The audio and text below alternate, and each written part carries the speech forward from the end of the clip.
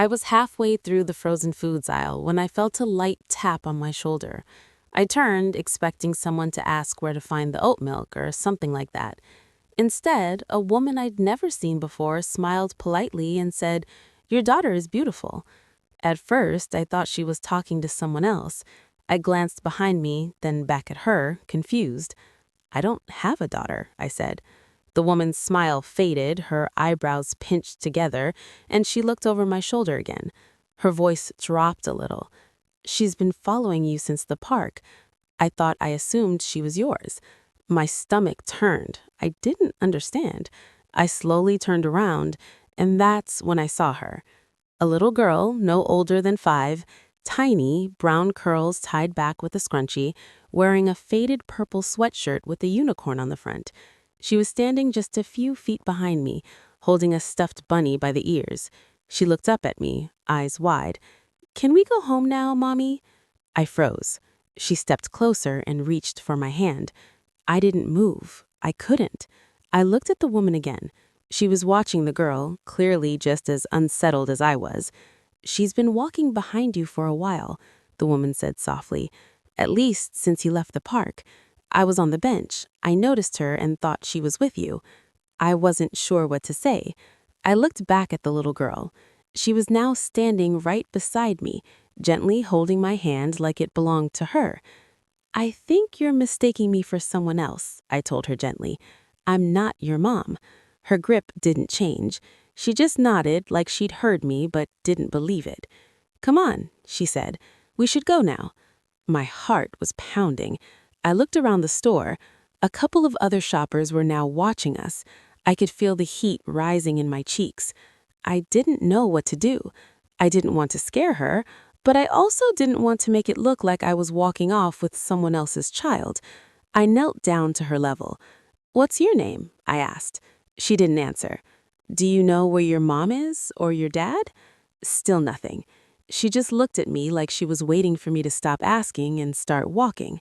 I could feel the woman behind me shifting awkwardly. "I'm sorry," she said. "I didn't mean to cause any confusion. I just thought—" "No, thank you," I said quickly. "You did the right thing." The woman nodded and backed away, disappearing down another aisle. I turned back to the girl. "Where are your parents?" "You are," she said. Her voice was soft, calm, way too calm. I stood up and slowly pulled out my phone. I didn't want to scare her, but I needed help. I tapped the store's front desk and asked for security. "She says I'm her mom," I explained, keeping my voice low. "But I've never seen her before in my life." I glanced down. She was still holding my hand. Sunday was supposed to be simple. I had a short to-do list and just enough energy to get it done. My mom, Denise, had asked for some groceries, and I was heading to the store anyway, so I figured I'd take care of it before lunch. I told her I'd be by in the afternoon with chicken, apples, and her favorite dark chocolate. She still insisted on Venmoing me the exact change every single time.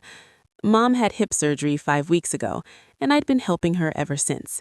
Bringing food, tidying up the house, driving her to physical therapy. She hated being helped, even more than I liked helping. But I did it, not because I'm a saint, because she's my mom. She raised me on her own after my dad left when I was 8. And as hard as she was on me, she never stopped fighting for us, even when she didn't have much. So yeah, I owed her 100 grocery runs and then some. I parked my car outside the store, slid my keys into my jacket pocket, and grabbed my reusable bags from the back seat. The parking lot was only half full. It was that quiet window between early church crowds and the Sunday rush. Inside the store, everything smelled like lemons and fresh bread. I remember that clearly, which is strange now. I remember pushing my cart past the produce section, glancing at my phone to check Mom's text message one more time. She had added eggs and almond milk to the list at the last minute. I wasn't in a bad mood. I wasn't in a great one either. Just tired. I'd been working long hours from home for the past few weeks. I'm a web designer, mostly for small businesses. My latest client had been texting me at odd hours about color palettes. I hadn't had a proper day off in a while. And even when I wasn't working, I was on call from my mom. That's not a complaint. That's just how it was. I had gotten used to being alone. I lived in a quiet, tree-lined suburb about 10 minutes from her house. I had no husband, no kids, no roommates. My house was small, but I liked it that way. It was peaceful, predictable. Kids were never part of the plan, not because I didn't like them. I did, in small doses, but motherhood never pulled at me the way it did some of my friends. I had a few nieces and nephews from cousins on my dad's side, but they lived in Texas. My closest family was my mom and my sister Angela, except Angela had been gone for 6 years. I don't talk about her much anymore, not because I don't care, it just hurts. She was 2 years older than me, wild, complicated. We were close when we were kids, but as we grew up, we became different people. She made a lot of choices I didn't understand. She got caught up in things she couldn't handle. She was brilliant, but self-destructive, and when the overdose happened, I wasn't surprised. That's the worst part. I wasn't surprised. It was messy and sad and unfinished. There was no closure, just the hole she left behind. So now it was just me and Mom and the grocery store. And this ordinary Sunday, I moved through the aisles quickly. Apples, check. Eggs, check. Chicken. The rotisserie stand was fully stocked, thankfully. I picked out a hot one and wrapped it in another bag so the juices wouldn't leak. I was just about to head toward the dairy aisle when I noticed something small out of the corner of my eye. A little girl, standing just inside the entrance. She was alone. At the time, it barely registered. Kids wander away from their parents all the time in stores. I assumed she was with someone nearby. I didn't stare, I just kept going. I turned into the freezer aisle to grab Mom's favorite almond milk. It was the last item on my list. My phone buzzed in my jacket pocket and I checked it. Another text from Mom asking for an update. I smiled, typing out a quick, almost done, reply. She hated feeling like a burden. She always asked if I was sure I didn't mind doing all this. I was about to hit send when I felt a tap on my shoulder. It was so light I almost thought I imagined it. But then I turned and a woman I'd never seen before gave me a warm smile and said, "Your daughter is beautiful." Those words didn't make sense at first. I actually laughed a little, unsure how to respond. "I don't have a daughter," I told her. She looked past me. Her smile disappeared. Her eyes darkened with worry. She said, "She's been following you since the park." Everything inside me tightened, and when I turned around, that same little girl was standing there again, closer this time. She looked up at me with big brown eyes and asked the question that changed everything. "Can we go home now, Mommy?" Now, I didn't know what to do. She was still holding my hand like it belonged to her, her tiny fingers wrapped around mine, steady and warm. She wasn't trembling, she wasn't crying. She looked up at me with quiet expectation, as if she'd known me forever and this moment was supposed to happen. I looked around the grocery store again. The dairy refrigerators buzzed softly behind us. The woman who had spoken to me earlier had disappeared. A man passed by with a basket of frozen waffles and did a double take when he saw us, probably wondering why a child was calling someone who clearly wasn't her mother. "Mommy." I knelt down again, this time more slowly. "Sweetheart, I'm not your mommy," I said. "Do you know where your parents are? Did you come here with someone?" She stared at me. I couldn't read her expression. She wasn't scared or confused. If anything, she looked patient, like she was waiting for me to stop asking and start understanding. "My name is Lena," I said gently. "Can you tell me your name?" "Nothing." "What about your last name or how old you are? Do you know where you live?" Still no answer. Then finally she whispered, "Eliza." Her voice was so soft I almost missed it.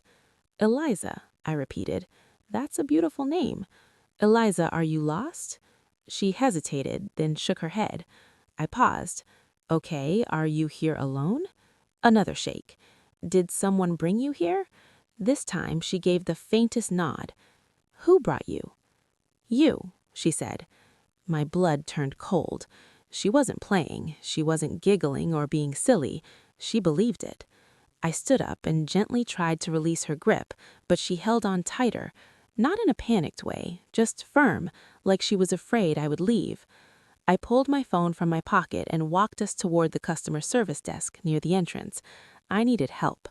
I needed someone who could figure out what to do because I was completely out of my depth. The manager behind the counter looked up from paperwork. "Hi, can I help you?" This little girl says I'm her mother. I've never seen her before. She's not mine. Someone said she's been following me since the park. I don't know what to do." He looked over the counter at Eliza. "Has she said her name?" "I told her it's Eliza," I said, "but that's all. She won't let go of my hand." He gave a nod and picked up a walkie-talkie. A few seconds later, a store security guard arrived, a younger guy named Mitch. He was calm but serious. "Do you mind stepping into the office just for a moment?" he asked. I followed them, with Eliza still holding my hand.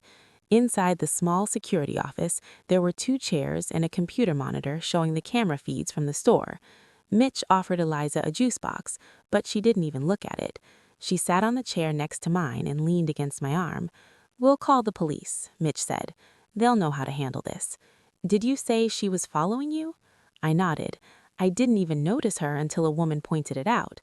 She said the girl had been behind me since I came from the park down the street. "And you've never seen her before today?" "No, never." Mitch turned toward the camera footage. He clicked through the timestamps. Sure enough, there she was, just behind me in every frame since I entered the store, walking quietly, not grabbing anything, just watching me. The police arrived within 10 minutes, 2 officers, a man and a woman. They asked me to explain everything again. I tried to keep my voice steady as I answered. I could hear Eliza coloring on a piece of paper one of them had given her, crayons scratching softly on the desk. The female officer knelt beside her. "Hi, Eliza. Can you tell me where you live?" Eliza didn't answer. "What about your mommy's name or your daddy's?" She looked at me. "She's right here." The officer gave me a measured look.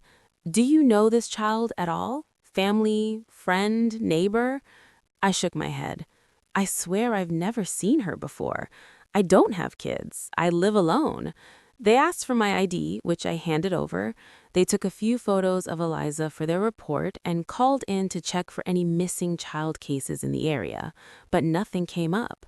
No one had reported a little girl named Eliza missing. No family was looking for her. No Amber Alerts, nothing on the system.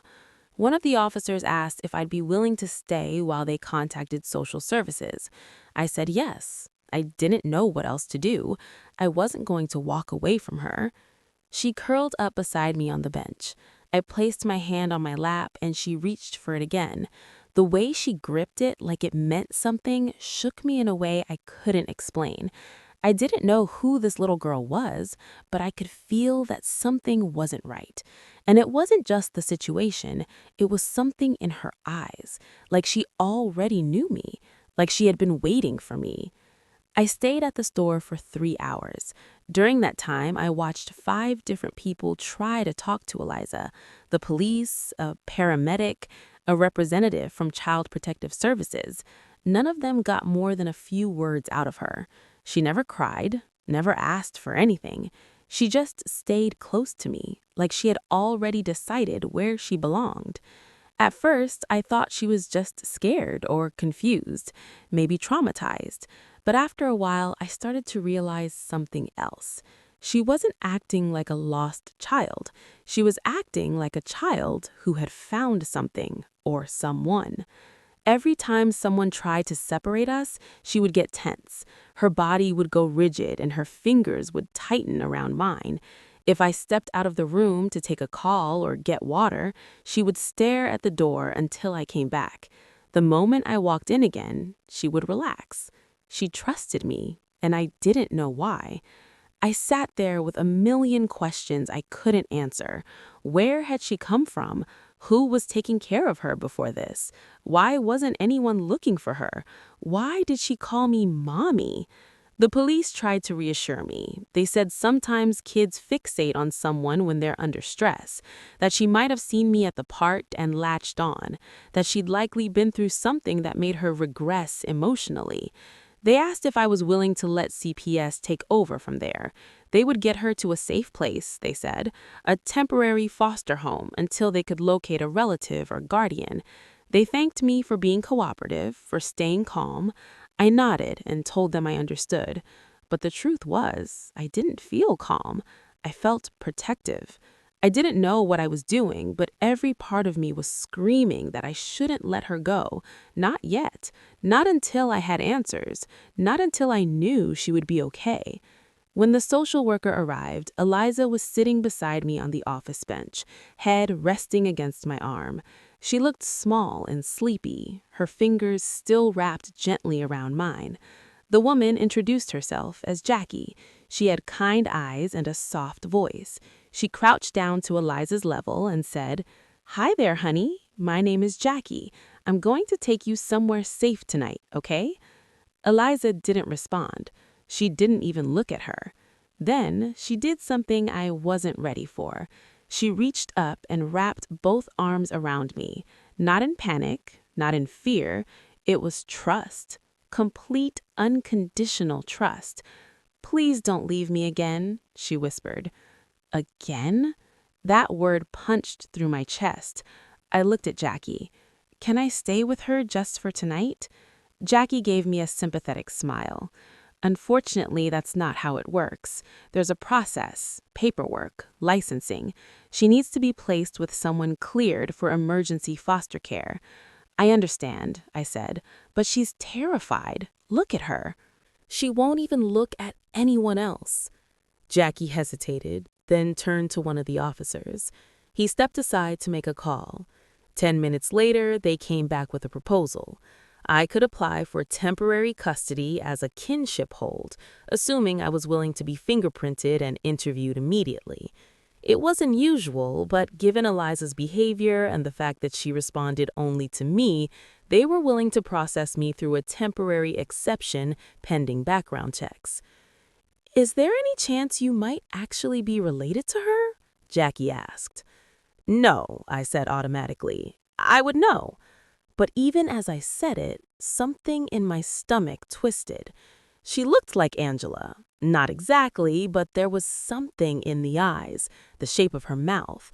It wasn't obvious, but now that I was looking closely, I saw it. I pushed the thought aside. This child couldn't be connected to my sister. Angela had no kids. She never talked about wanting them, and if she had, I would have known, wouldn't I? I signed the paperwork anyway. They took my fingerprints, ran a background check, and walked me through the next steps. I would have to appear in court within a week. I would need to speak to a family investigator. I would have to keep Eliza safe and supervised until the state figured out who she was. None of it felt real. When I opened the passenger door to my car and buckled Eliza into the back seat, my hands were trembling. She looked up at me with sleepy eyes. "Do we live far?" she asked. I smiled, not knowing how to answer. "No," I said, "not too far." She leaned her head against the window. On the way home, she started humming, a soft little tune with no words. My throat tightened. Angela used to hum like that all the time. I didn't sleep much that first night. Eliza curled up on the couch under a soft blanket, her stuffed bunny tucked under her chin. I sat nearby in the armchair, watching her chest rise and fall with each breath. My house was quiet, dimly lit, still. It should have felt peaceful, but it didn't. It felt like I was holding my breath for something I couldn't name. The next morning, I got a call from Detective Carson, one of the officers who had handled the grocery store report. He asked if I could come in to answer a few more questions.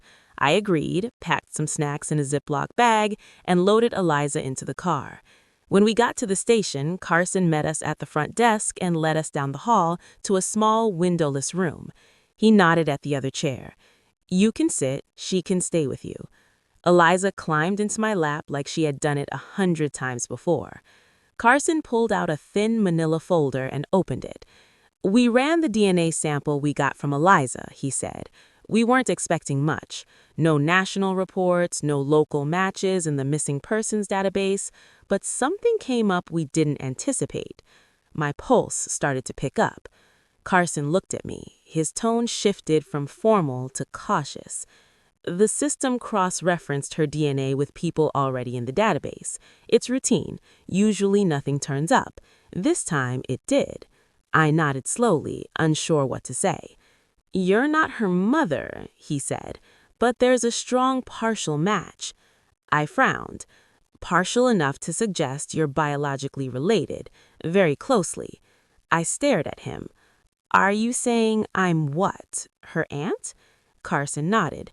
"That's the most likely relationship based on the genetic markers. Half-sibling, aunt, close cousin, but given the strength of the match, aunt is our working assumption." I felt the words before I fully understood them. Angela. Angela had a child, and I never knew. My mind started spinning. I looked down at Eliza, who was now gently tracing the shape of my hand with her finger. I had spent years grieving my sister, angry at her, confused by the spiral she fell into near the end. She had gone in and out of rehab, made promises, broke them, swore she was getting better, and then vanished for months at a time. The last time I saw her, she was thinner than ever, wearing oversized sunglasses and hugging me like she didn't deserve it. She never said a word about being pregnant. "Do you know who her parents were?" I asked quietly. Carson flipped through the papers in his folder. "Her birth certificate is missing from all formal records, but based on hospital notes tied to her Social Security application, her mother's name was Angela Whittemore." I pressed a hand to my chest, trying to breathe through the shock. She used her real name, just her first and last name. No mention of the father. It looks like the hospital that filed the paperwork may have been told she passed away shortly after. "She didn't die from childbirth," I said.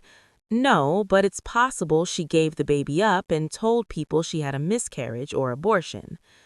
I felt like someone had taken a snow globe version of my life and shaken it until the flakes blinded me. All those years I spent grieving my sister, never once did I think there might be a piece of her still out there. A living, breathing child, a girl with her eyes and her humming voice. Eliza wasn't lost, she had been abandoned, and somehow she had found her way to me. "Where has she been all this time?" I asked. "Foster care," Carson shook his head. "She was with a family in Eugene until recently, friends of your sister. No formal adoption ever went through.